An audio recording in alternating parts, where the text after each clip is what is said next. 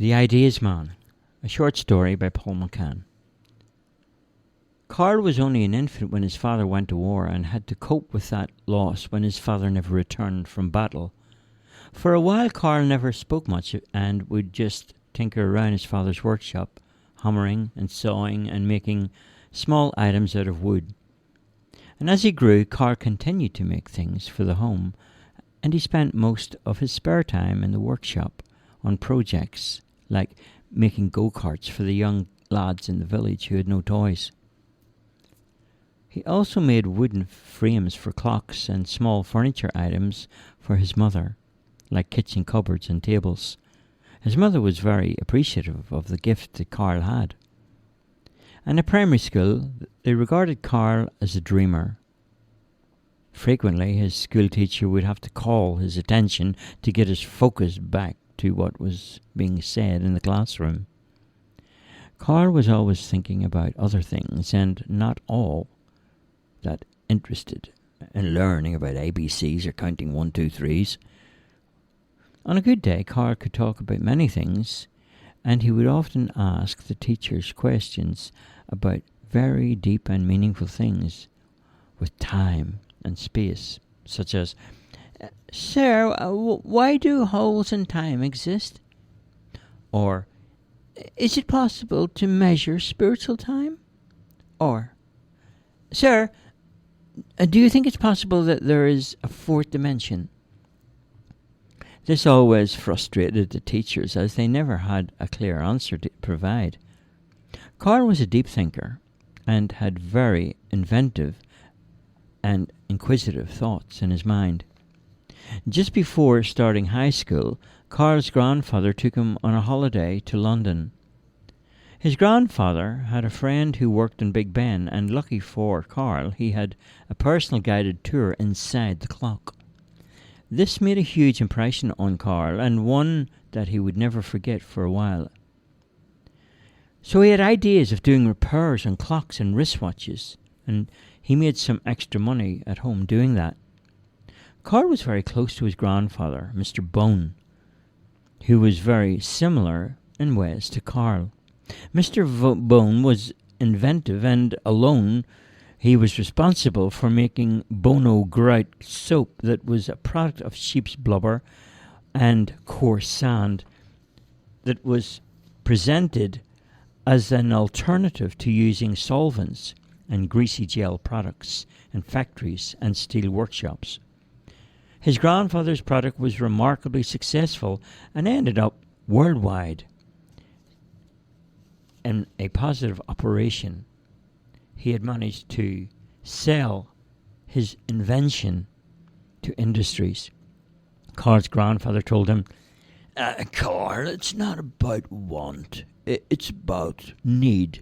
So, if you can work out what people need and provide that, then you'll do well in business."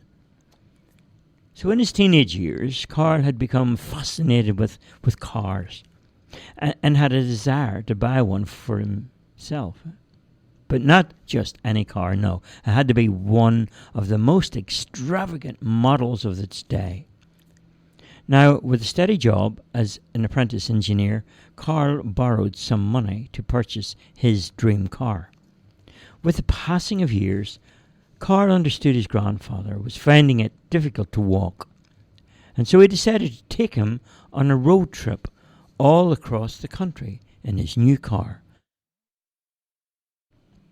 He even became, for him, a personal tour guide.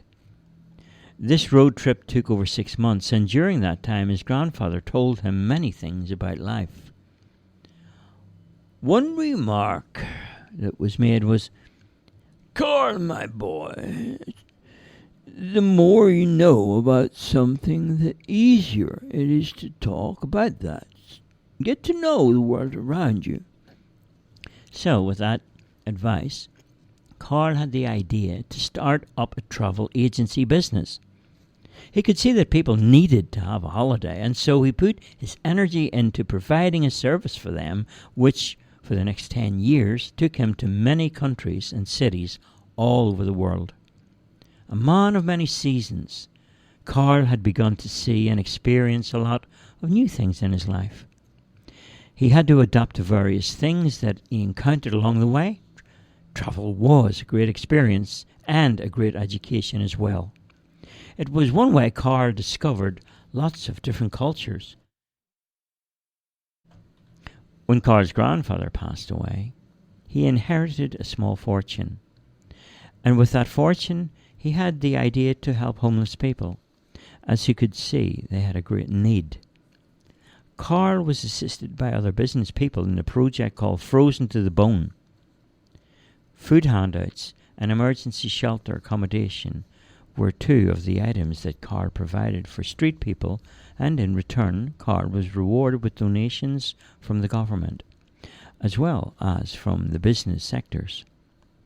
With the huge success of helping homeless people, Carl had another idea, to help those who were old and in need of care. And so he created an environment around a nursing home.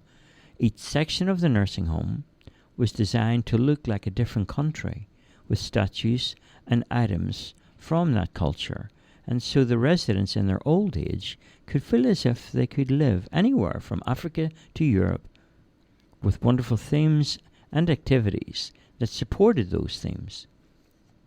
It was as if the residents were able to live or travel around any country in the world, all within the perimeter of the one aged care facility.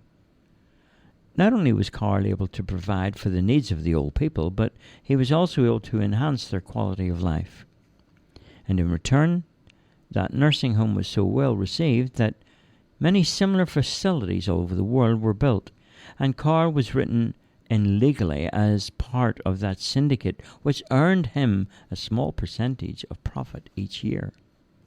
And towards the end of his life, Carl had another idea to build a floating facility that would look after his own needs. And so the very first aged care cruise ship was built, where Carl spent the rest of his life being cared for in a very holistic way. The end.